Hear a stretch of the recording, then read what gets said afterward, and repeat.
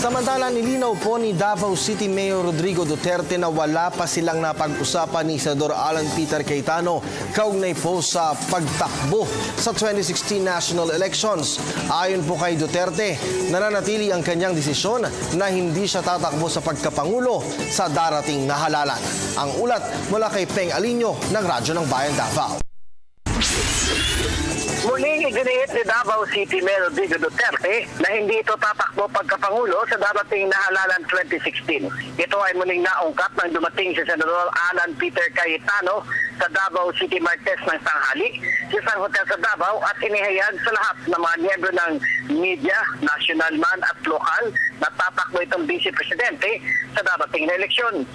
Ni Cayetano ang kanyang may bahay na si Lani at Martes ng gabi na magkasalong kumain ng hapunan sila Duterte at ang pamilya ni Cayetano sa isang kainan sa Davao City. Binantayan ng mga media kung may mapag-uusapan bang tandem ang dalawa.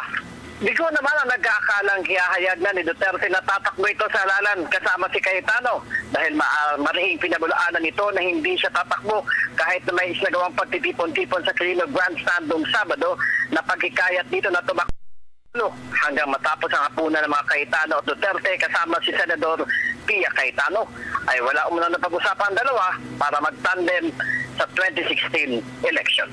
Para sa Telebisyon ng Bayan, Peng Alinio, Radyo ng Bayan, Davao.